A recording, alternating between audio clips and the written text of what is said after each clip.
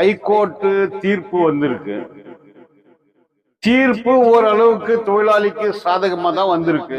அது எல்லா கட்சியுமே பண்ணாங்க. சிபிஎம் பண்ணாங்க, ஐஎன்டியூசி கூட பண்ணாங்க, காங்கிரஸ் பண்ணாங்க. எல்லா தொழிலாளர்களும் அவர்கள் சேர்ந்த கட்சியோடு போராட்டம் நடத்தினாங்க. இதுல ஆர்பிஐ கூட பண்ணாங்க. நம்ம மூர்த்தி, விஜயராகவன், ஐசாக், இந்த தொழிலாளர்கள் எல்லாம் ஒரு இந்த ஃபைனலா ரிட் பெட்டிஷன் போட்டது. இதுக்கு தொழிலாளர்கள் சார்பில் வாதாடின வழக்கறிஞர் சென்ன மாளிகை. அவர் இங்க அப்போ 2 லட்சம் விஆர்எஸ் வாங்கியிருந்தா பிளஸ் 2 லட்சம் வரணும். ஒவ்வொரு வருஷத்துக்கும் 6% இன்ட்ரெஸ்ட் போடணும், வட்டி போட்டு கொடுக்கணும். அப்ப 2 லட்சத்துக்கு அரசியல் வேலைகள் முடங்கி போய் நீதிமன்றத்தினால் பெறப்பட்ட ஒரு தீர்ப்பு. இது நல்ல தீர்ப்பு அப்படின்றது என்னுடைய கருத்து.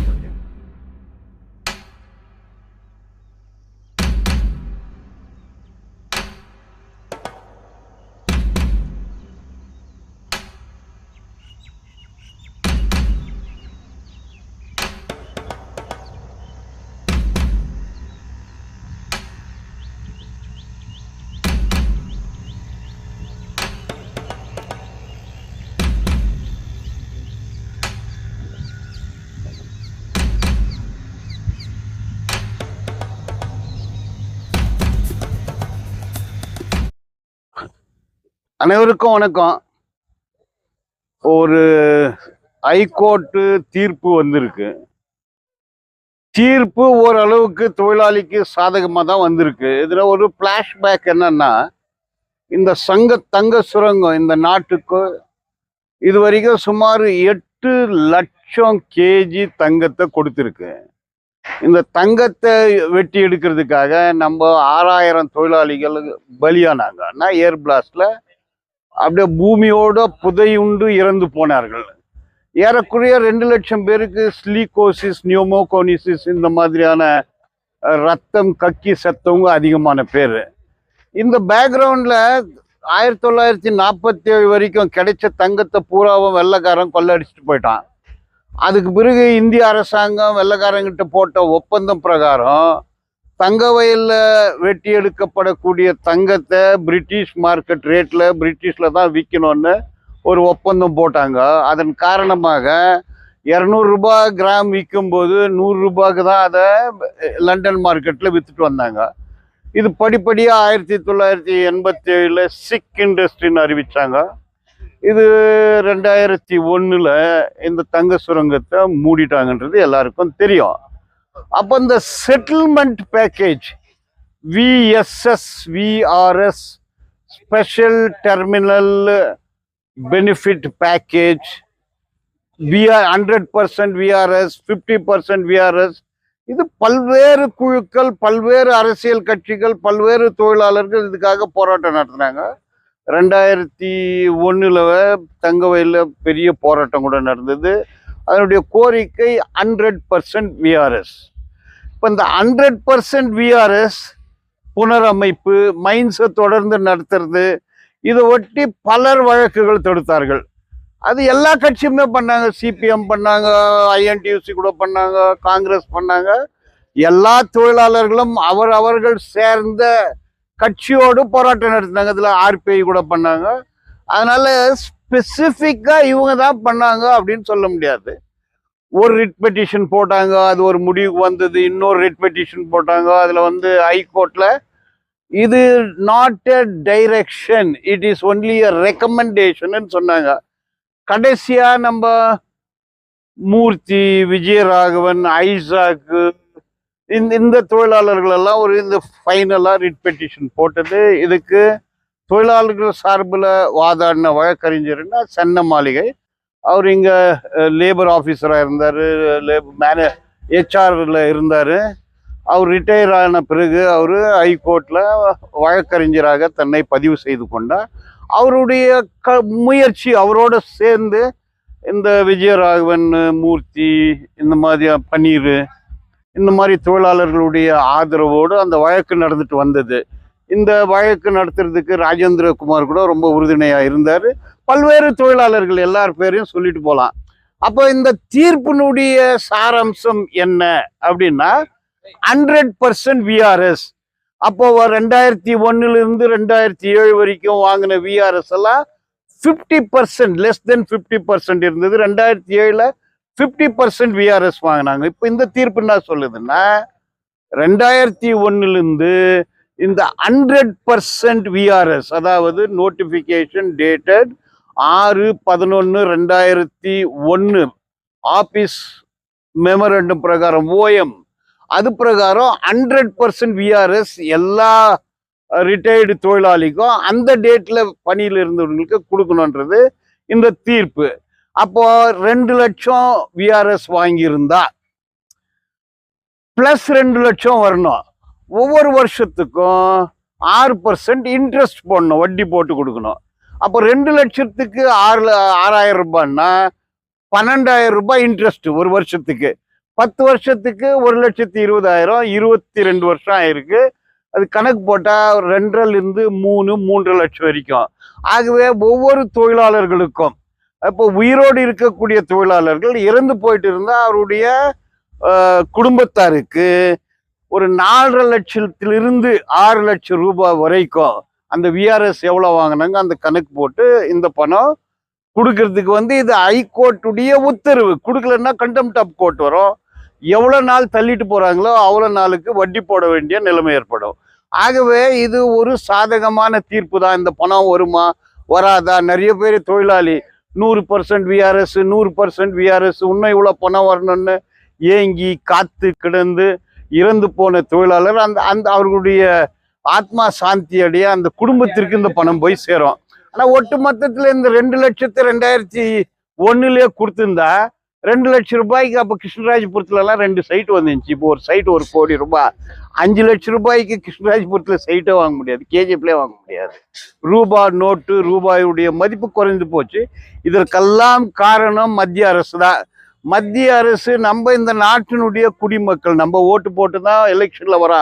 ஆனால் இங்கே இருந்த எம்பி, அது எந்த எம்பினா இருக்கட்டும், முன்சாமினா இருக்கட்டும், முனியப்பனா இருக்கட்டும், அவங்க கையில தான் அதிகாரம் இருந்தது. ஆனால் அந்த அதிகாரத்தில் இருந்த இந்த முனியப்பா, முன்சாமி இவங்கெல்லாம் கூட இதில் தலையிட்டு இருந்தால் இந்த பணம் தொழிலாளிக்கு எப்போ கிடைச்சிருக்கும்.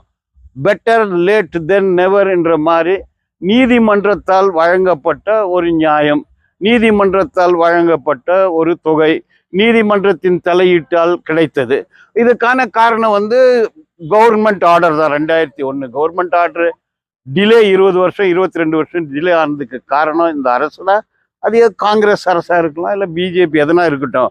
அப்போ அரசியல் வேலைகள் முடங்கி போய் நீதிமன்றத்தினால் பெறப்பட்ட ஒரு தீர்ப்பு. இது நல்ல தீர்ப்பு அப்படின்றது என்னுடைய கருத்து. 2001 போட்ட கேஸ்க்கு ஆர்டர்ஸ் ஆகிக்குதா இல்லை இப்போ சென்னமாளிகா போட்ட கேஸ்ல தான் ஆர்டர் ஆகிக்குது? இல்லை, அந்த ஆர்டரை முழுசா பட்சா எல்லா ஆர்டரும் வருது. முதல்ல ஒரு ஜெயின் இருந்தார், பத்மராஜ், அவர் ஒரு ஆர்டர் கொடுத்தாரு. இந்த எல்லா ஆர்டருடைய சேர்த்து வந்தது தான் இது. நானே இதுக்கு என்னால தான் வந்தது அப்படின்னு இல்லை. எத்தனை ரிட் பெட்டிஷன் போட்டாங்க, எத்தனை வழக்கு போட்டாங்க, அதனுடைய எஃபெக்ட் தான் இது. ஒரு எஃபெக்ட் இல்லை, பல எஃபெக்ட். அப்போ முதல்ல கேஸ் போட்டவங்களுடைய கான்ட்ரிபியூஷனும் இருக்கு, ரெண்டாவது கோர்ட்டுக்கு போனவங்களுடைய கான்ட்ரிபியூஷனும் இருக்கு. இது ஒரு குரூப்புடைய ஒட்டுமொத்த பிரதிபலிப்பு இல்லை. இது எல்லோருடைய போராட்டங்கள், எல்லோருடைய எதிர்பார்ப்புகள், எல்லோருடைய வழக்குக்காக இவங்க நீதிமன்றத்தை நாடினது. கூட்டம் கூட்டமாக பெங்களூருக்கு வருவாங்க. நிறைய பேர் ட்ரெயினில் வருவாங்க. வாபஸ் சாப்பிட்டாங்களோ சாப்பிடாத கூட வந்திருக்கலாம். அதனால ஒரு குழுவுக்கு இது உரிமை கோர முடியாது.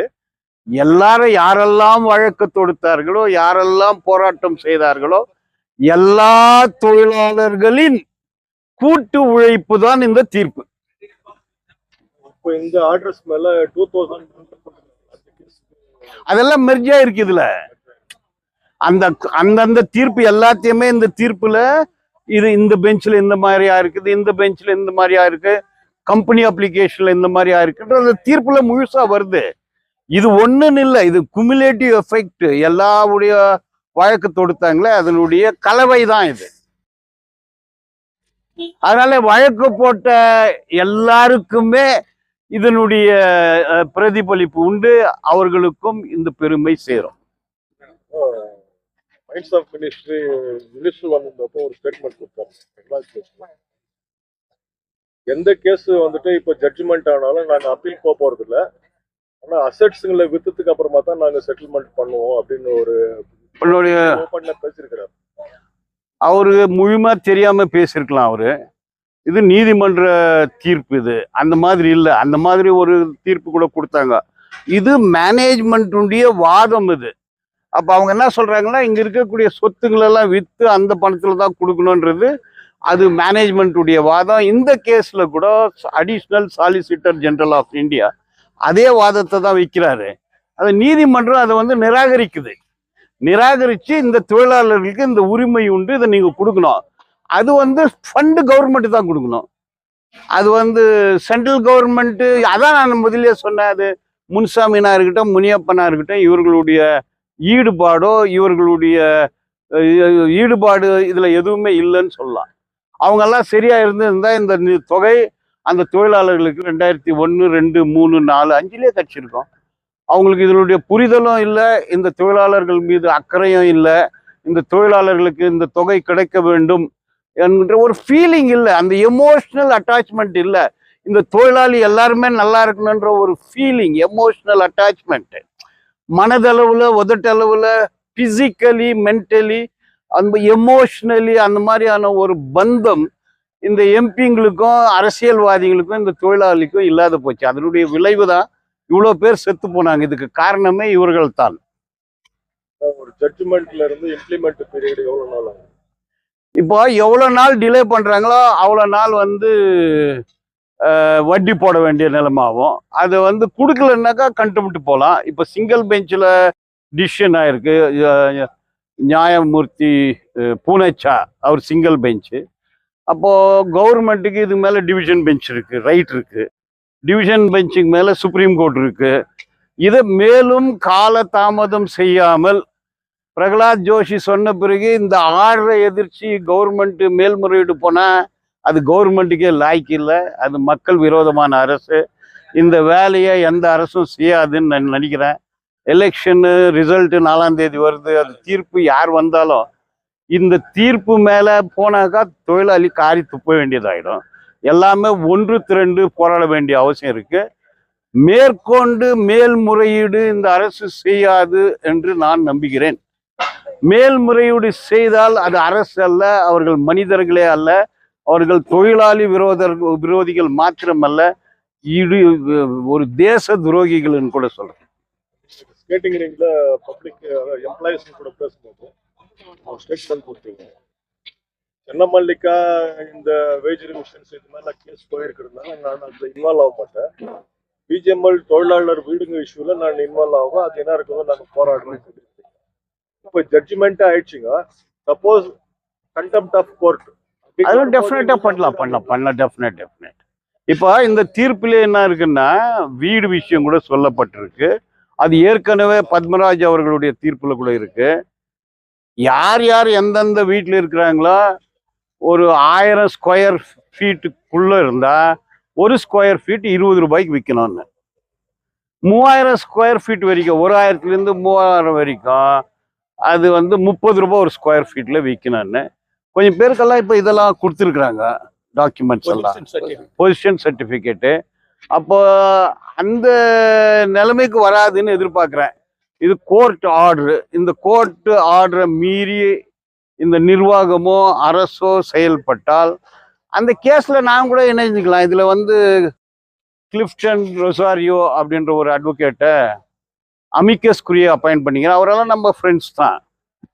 இந்த ஊரில் நம்மளோட கூட சேர்ந்து பல தொழிற்சங்கத்தில் வேலை செய்தவங்க. அதனால் ஏற்கனவே கேஸ் ஃபைல் பண்ணியிருந்ததுனால நான் இதில் இம்ப்ளீட் ஆகலை. சென்னமாளிகா கூட சொன்னார், இது பாலங்கிட்ட கூட விட்டுருன்னு கூட சொன்னார். பட் அவர் தொடர்ந்து பண்ணிட்டு வந்திருக்காரு. இது சக்ஸஸ் ஆகுன்றது நம்மளுக்கு தெரிஞ்சது. ஆகவே என்னுடைய உழைப்பு இதில் தேவைப்பட்டால் அந்த உழைப்பை கொடுப்பதற்கு தயார். என்னுடைய சர்வீஸ் வந்து ஃப்ரீ தான். நிறைய வழக்குகளில் இதிலலாம் நான் காசே வாங்குறதில்ல. பிஜிஎம்எல் தொழிலாளர் நீங்க இன்னைக்கு என்ன சொல்ல தொழிலாளர்களே இது 25 வருஷம் நீங்கள் போராட்டம் பண்ணீங்க, கஷ்டப்பட்டீங்க. ஒரு தொகை உங்களுக்கு ஏற்கனவே கிடைச்சது, இன்னொரு தொகை கிடைக்கிறதுக்கு ஒரு கிட்ட வந்துட்டு இருக்குது. இந்த gap between the cup and லிப்புன்றாங்களே, கைக்கு வந்துட்டு இருக்குது. வாய்க்கு போன அவ்வளோ இடத்துல தான் அந்த பணம் இருக்குது. அந்த பணம் எல்லாருக்கும் கிடைக்கும். அந்த பணத்தை யூஸ் பண்ணிக்கோங்க அப்படின்னு தான் சொல்றேன்.